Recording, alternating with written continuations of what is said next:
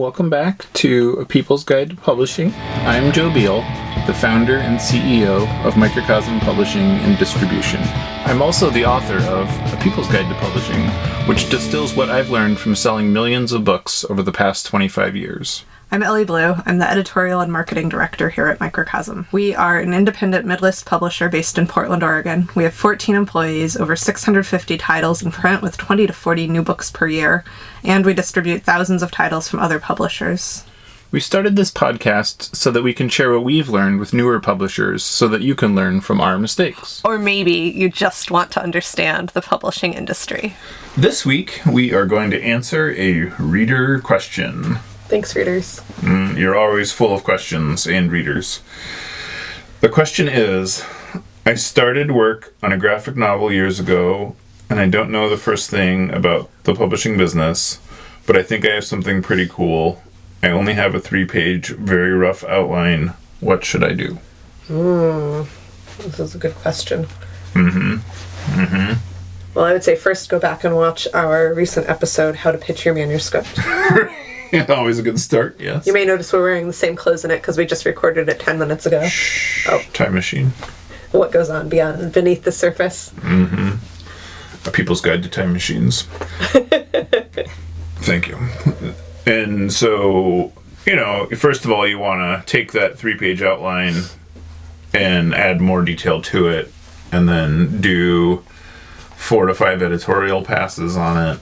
You want to really find out where the weaknesses are in the story. And, when you're writing fiction, when you're writing any narrative, whether it's fiction or nonfiction, you want to have like a plot arc to the story. So essentially that's like character, let's say, whether that's real character or fake character, or you are just a character. And then character experiences conflict. Conflict creates rising action. Rising action fundamentally changes the way a character interacts with their thought process, environment, world, whatever. And then de-escalation as the plot resolves, So and you could trace this through essentially any popular fiction, whether it's like The Lord of the Rings, or whether it's, Harry Potter, or, Moby Dick, or whatever, all of these. And, and this isn't like a gimmick or whatever. This is just what is the elements of a story.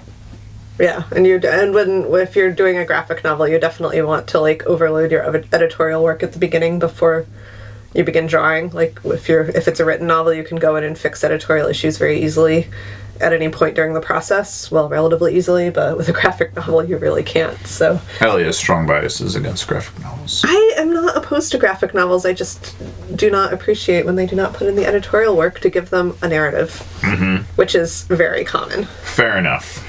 It is a problem. And so, so especially for the outlining stage, and then you would, for something like this, if your book is fiction, publishers aren't going to take it based on your outline. They're going to want it at least scripted.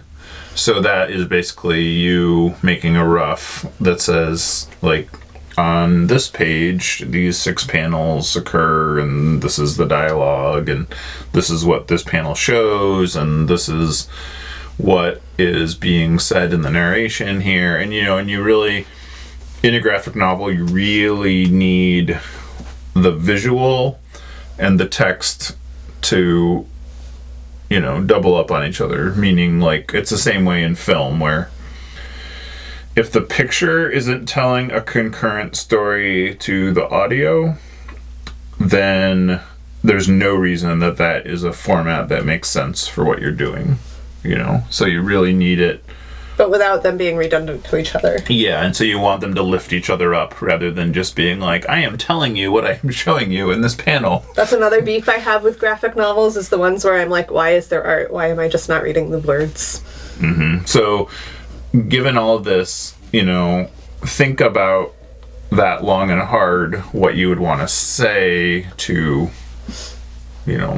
help the visual and the story move along. And then if you're selling like a fantasy fiction, or I don't even know what you would like call most superhero graphic novel type of books. Like what genre they're comic books, and that is like such the prevalent genre, you wouldn't even like specify, you would just say comic books, and people would assume what is superheroes, capes, like monsters. What is Superman? Is that like science fiction? It is. But it's like science fiction in the real world with, like a time and a place in U.S. history. Yeah, that's normal for science fiction. Isn't science fiction in the future? See, what do I know? Isn't it? No? No, it's just fiction. Did I make that up? That's informed by some kind of like scientific preposterousness. Okay. So, most comic books are that, so you'll be at like a disadvantage if you are writing, like American Splendor or like autobiographical comic books, or I don't know what the literary comics. Literary comics, you would have a hard uphill slog. So most comic book publisher, while we publish like the hardest to sell comic books, like which we publish like nonfiction graphic novels. Right, like history and journalism. Yeah. It's just like, so we wouldn't publish like a superhero graphic novel. Most publishers, that's all they publish, other than like occasionally you'll see like Dark Horse will publish like The Green River Killer or something, or like a historical biopic about slavery, or, those kinds of things. I'm sure there's like innumerable Harriet Tubman biographies and comics and things like that. And so you really want to then look at who publishes books like your book, and not just meaning comic books, but meaning comic books like your book, meaning like what age range is your book for, because that is going to be one of the very first questions they ask you. Right. Is like, what age level is this written at? Why then does it include like all this blood and sex and drug use and blah blah blah? You want to be, and there are people that publish comics for adults, but again, this like fundamentally changes the development once again. So as usual, publishing is unnecessarily complicated, and there is not really anybody out there to help you, other than, I guess, this somehow becomes our job too, apparently.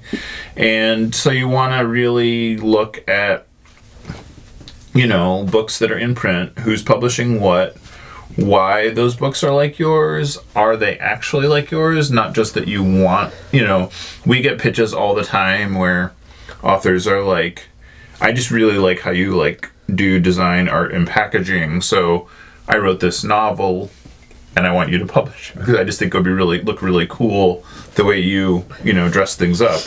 And we're like, yeah, but we don't publish fiction. And that just blows their mind, because they're like, well, yeah, just read it and maybe you'll be into it. And you're like, it's not a matter of whether or not we're into it. It's that... Like, we read... some of us read a lot of fiction and love fiction, but it's not what we are good at publishing. Right, and when we publish a book like that, it's just, like, very good at holding down the floor. It's not very good at doing anything but that, So it's not...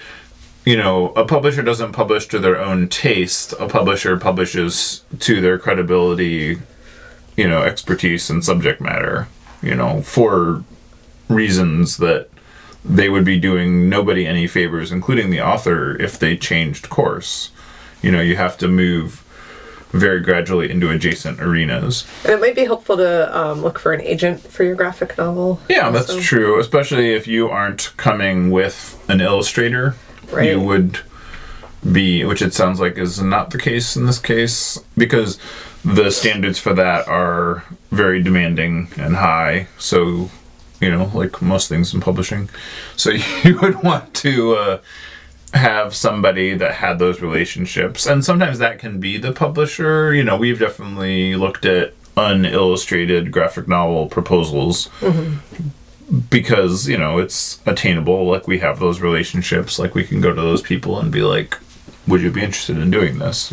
So I would say one mistake people often make is they're like, I've written this graphic novel and now I'm going to hire an illustrator and pay them a lot of money before I submit to publishers. Do you have to make me cry? I'll just say, don't do it! Don't do it! Okay, I'm not crying any Don't longer. do it!